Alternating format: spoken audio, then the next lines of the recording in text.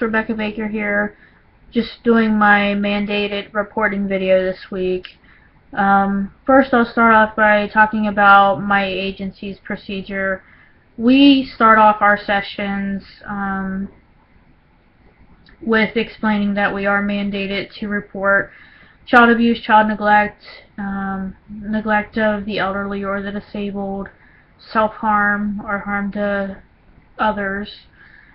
So we automatically state that we are mandated to do those things.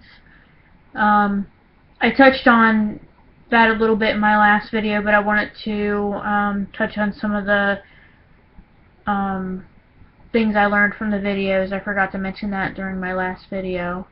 The Broken Trust video, I really liked that video because it really opened up elderly abuse, and I really feel that the elderly and the disabled population are really not paid enough attention to when it comes to abuse and neglect and exploitation.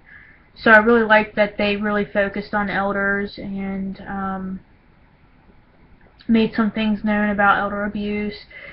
Some of the things that I really like, they mentioned some warning signs to look for, like if elders miss functions, like miss going to church if they're normally at church every week, or if they look like they're not very well kept and they're normally well dressed. If you call the house and the son, daughter, or caretaker is always saying, you know, they're asleep, they're not home, they're busy, or if you go to the home, the elder's not ever around to be seen, you can't speak to them, you can't make physical contact with them. So those are some signs to look for. I thought the video did a good job of mentioning that. One of the things that I found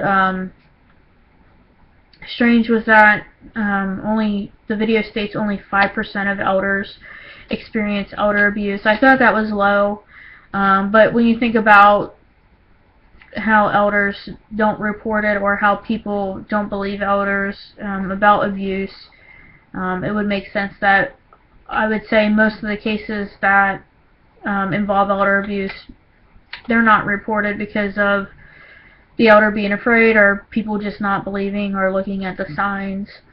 I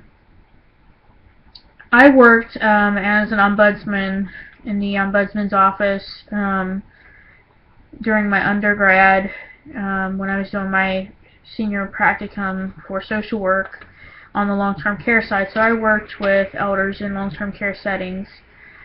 We also did some elder abuse cases. I remember one case where my supervisor at the time was telling me about a client who was exploited for over $119,000 through bank accounts, credit cards, and items that his daughter had pawned from his house in the pawn shops. So she was involved with it. My supervisor was involved with the police department working on gathering information to prosecute the daughter. So elder abuse is very real, and just from working in a nursing home setting, caregivers in long-term care, they're not always the best of people, unfortunately. As an ombudsman, we had plenty of reports, and it's very scary to think about putting an elder in a long-term care facility because of all the things that happen in those facilities. As far as my state of Ohio goes with reporting, I think it's pretty similar to other states. We are required in Ohio to report child abuse, child neglect, as a social worker, as a teacher, as a doctor, as a police officer. One of the things I did find interesting was that even animal control officers are actually mandated to report child abuse or elder abuse. So that's one new thing that I learned and thought was interesting.